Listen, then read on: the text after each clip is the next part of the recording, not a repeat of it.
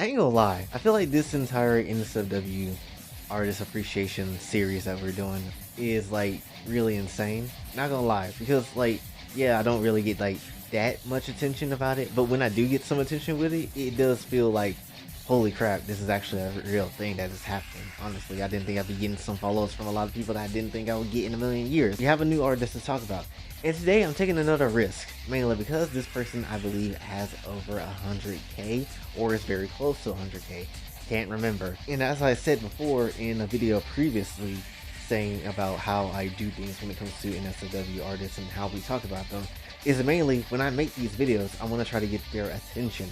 And that's like the hugest thing when it comes down to it. Because if I don't get their attention, low key, at the same time, it's like, what the actual hell was the point of me making the video sometimes, you know? Because as a content creator of mine, because yes, I have to think about it like this, is because I'm just like, you know, I want something to grab people's attention, but I'm also doing something that I enjoy, but I also would like to have the main person that I'm focusing on get their attention as well, you know, and see what their thoughts is about it.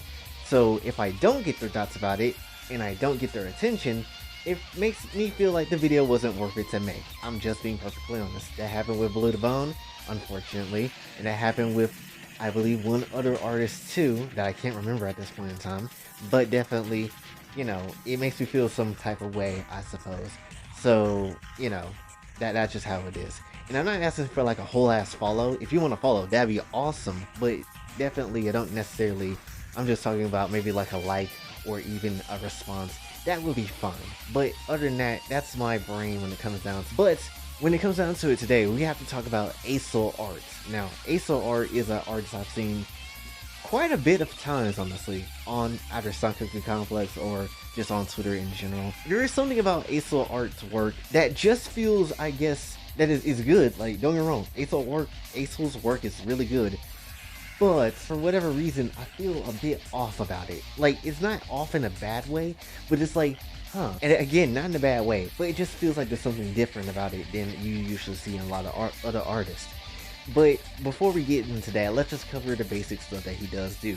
So when it comes to Accel Art, obviously the biggest thing that you will probably find of him is his whole Taxi series, the fake Taxi series with a bunch of different anime characters and, you know, different cartoon characters and whatever world they come from, and they pretty much be in this fake taxi situation, and you know, they get done some good action. Honestly, if you haven't seen that, definitely I highly recommend that you do, because it is some good stuff. There is a lot of them. There's a lot of scenarios with the fake taxi that I really feel like you should pay attention to. Now, I will say also, when it comes to Accel, they do make some really good expressions with the character faces. Honestly, like, look at this one with Comey. Like, that one's a bit, look at her face, look at the gums. You can literally see the gums in her teeth. That is insane. So Accel has really, honestly, mastered, I would say, expressions when it comes down to actually getting some good action with whatever anime character that's about to get clapped. Honestly, he has really mastered that to a finite degree, and that's absolutely amazing with how he does it. Because a lot of NSFW artists, I feel like, kind of does, you know, a generic, you know, crazy face, or maybe like a generic normal face, and don't really put too much effort into the expression of the characters. And a lot of the times when you see that, it's kind of like, okay, now that's kind of alright. Especially if the art style is kind of just already not, you know, at a good level of what you think it could be. So when it comes to Accel Art, with their work and how they already know and how they mastered the expressions on different characters' faces, that it's really nice to see. And it's honestly like, even if you don't know who the character is and you don't know anything about them, just looking at the expression of one of the pictures that he has drawn and their faces, you know, it makes you think, oh wow, you know, I'm down for this girl. I wouldn't be mad. I wouldn't mind clapping her cheeks one good time, you know, in the back, directly in the anus. Like that seems like a fairly good time, if I'm being honest with you. Now, the big thing for me that you're probably wondering is, like, now you said something about the strangeness of, you know, Accel's artwork, and yeah, and that's really, I would say, the proportions of the characters and how they look. Now, you're probably thinking, oh, if it's not up to proportion, it's obviously a bad thing. No, that's not actually the case. I actually don't mind it, but at the same time, let me at least explain this. Even if an artist takes some liberties with the proportions, that doesn't necessarily mean that the work is automatically bad. Just because it doesn't look one-to-one with Mitsuki Bakugo, that doesn't necessarily mean, it's not Mitsuki Bakugo. That doesn't necessarily mean that it ain't a good picture. It's just, taking liberties with the proportions. Now, I will say that there is maybe like one or two pictures that I feel like suspend disbelief on proportions just a bit too much, if I'm being perfectly honest with you.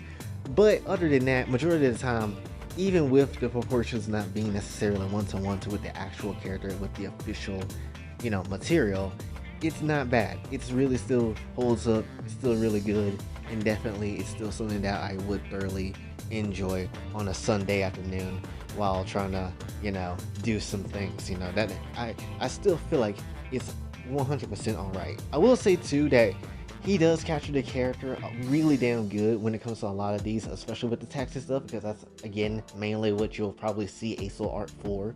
And obviously, when it comes to different characters have different styles of how they're drawn, and different styles and they have different types of shading and different types of, light that is affecting them in their models and characters and how they look. So that's also, another cool thing that I really like about it, and it really just shows that there's multiple dynamics of how Accel Art draws, instead of just being like doing this one trick and being kind of like, a one trick pony in a way. It's really really showing that, he's really good at this and really can add in multiple layers of how they draw stuff. With even the earlier works with their stuff, it still holds up. It still holds up pretty damn nicely, if I'm being honest with you. Usually you will see, oh, when you first start out, you're not really all that great. No, he's pretty damn good from starting from, his first piece, from all the earlier works to now. So that's one thing you can definitely say that a lot of artists don't really, have under their belt.